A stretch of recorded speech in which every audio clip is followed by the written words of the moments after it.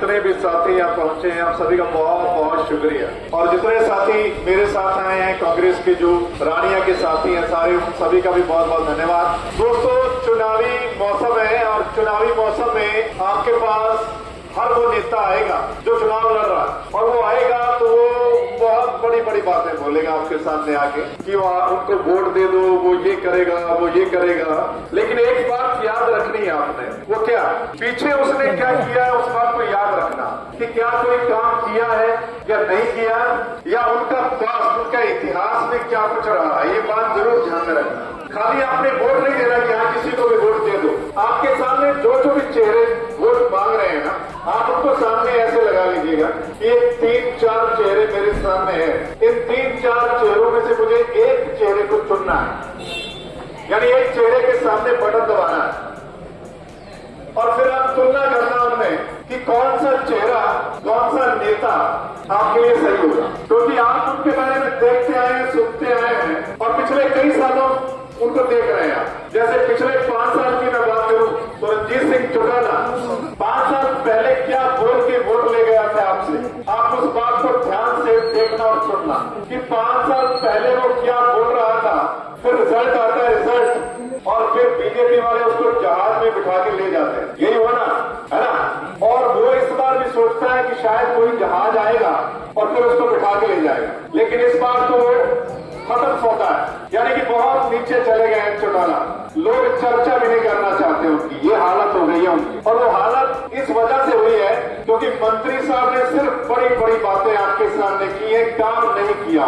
उल्टा किसानों के पर्चे करवाए उस मंत्री, उल्टा नुकसान पहुंचाया है उस मंत्री ने, और बीजेपी ने उसको टिकट भी नहीं दी। सबसे बड़ी बात आप देखिए, बीजेपी ने उसको टिकट के काबिल भी नहीं समझा। बीजेपी की हालत देखो, इतनी कमजोर है, और कमजोर हालत में किसी को भी टिकट मिल जाता है, लेकिन इतनी कमजोर हालत होने के बावजूद भी बीजेपी ने अपने मंत्री को टिकट नहीं दिया। इससे बुरी हालत क्या होगी आप देखें। सो मंत्री जी के दरवाजे सभी ने बंद कर दिए हैं। अब मंत्री जी एक बार फिर आपके पास आएंगे और कहेंगे मेरा आखिरी चुनाव है, मेरा साथ दे दो। एक डायलॉग मारेंगे वो आपके सामने और कहेंगे मेरा आखिरी चुनाव है, मेरा साथ दे दो भाई, मैं तो हमेशा राज में रहा हूँ, राज में रखूंगा।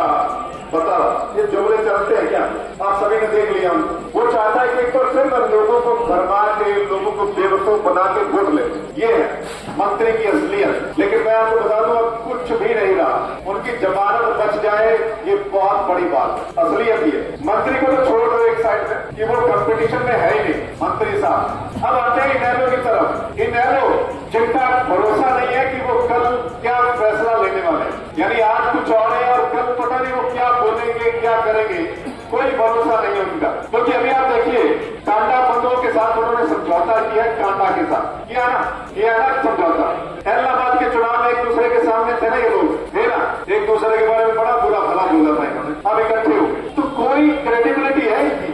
ये बताइए, एक दूसरे के बारे में इतना बुरा भला बोलने वाले पता नहीं कब एक साथ आ जाते हैं और गठबंधन कर लेते हैं। और इनेलो को बीजेपी की बी टीम कहा जाता है। पूरे हरियाणा में आप घूम के देख लीजिएगा, सभी यही कहेंगे कि ये वोट काटने वाले हैं, यानी बीजेपी के साथ जाएंगे कल को। हर तरफ यही चर्चा होती है, तो फिर उनको वोट देने का फायदा ही नहीं जो बीजेपी के साथ जाएंगे। बीजेपी से तो पहले ही आप पैदा करवाना चाहते हैं। पिछले 10 साल से आप बीजेपी को झेल रहे हैं, कहीं ये बाहर जाए, और अब मौका आ गया आपके पास, आप बीजेपी को चलता करने वाले हैं। आप पूरे हरियाणा में जाके पूछ लीजिएगा कि फिलहाल मौजूदा हालात क्या है, सरकार किसकी आने वाली है, तो सभी यही कहेंगे कि सरकार कांग्रेस की आने वाली। यही बात है ना कि कांग्रेस की सरकार आने वाली। और हरियाणा में एक नारा चल रहा है, वो नारा है कि बीजेपी जा रही है और कांग्रेस आ रही है। और इसमें कोई शक नहीं कि कांग्रेस बड़े बहुमत के साथ सरकार बनाने जा रही है। अब ऐसे में जिम्मेदारी रानिया हल्के के लोगों के ऊपर कि आपने इस सरकार जो बनने जा रही है उसमें हिस्सेदारी डालनी है या नहीं डालनी? डालनी है ना।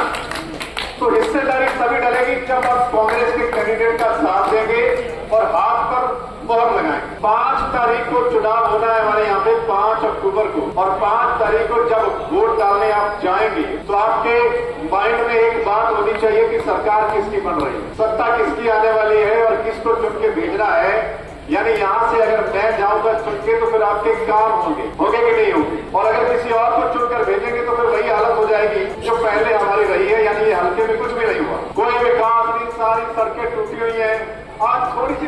आई थी, आप देखो जगह जगह पानी भरा हुआ है, सड़कों गड्ढे गड्ढे हैं, सभी रोड सड़कों का बहुत बुरा हाल हो। तो क्या ऐसा विकास चाहिए आपको? आपको चाहिए जो बंदा वहाँ विधानसभा में आपके लिए बोलने वाला हो, वह आपके लिए खड़ा हो, आपके हक की लड़ाई लड़े वहाँ विधानसभा में। आपको ऐसे बंदे की जरूरत है। और फिर आप तुलना करना, मेरी इन लोगों के साथ तुलना करना, इनको स्टैंड करना मेरे साथ, तो आप अपने आप कहेंगे कि ये बंदा भाई ये बोलेगा, ये हल्के के लिए कुछ करेगा, क्योंकि इन्होंने कुछ नहीं किया। इन्होंने सिर्फ अपने बारे में सोचा है, अपने लिए बड़ी प्रॉपर्टी इनकी बन गई, बहुत प्रॉपर्टी इनकी बन गई, अथाह बड़े बड़े महल, ठीक है ना। तो ये तो इनका शौक है चुनाव लड़ना और आगे आगे पीढ़ी दर पीढ़ी कि पहले दादा ने की, फिर बाप ने की, फिर पोता करेगा, बेटा करेगा और आगे फिर वही आएगा, कोई और नहीं। यही लोग लगे रहेंगे आपस में। तो इनका दौर जो है चला गया है, हरियाणा से ही चला गया है और सिरसा में भी इनका दौर जो है वो चला गया। अब आ जाता हूँ कि कांग्रेस को एक तो इस वजह से चुनना है कि सरकार आ रही है, दूसरा कांग्रेस आने पर क्या काम होने वाले हैं। मैं 3-4 मोटे मोटे काम आपको गिनवा देता हूँ। सबसे पहला जो मोटा काम होने जा रहा है वो ये है कि बुजुर्गों की पेंशन 6,000 रुपए कर दी जाए।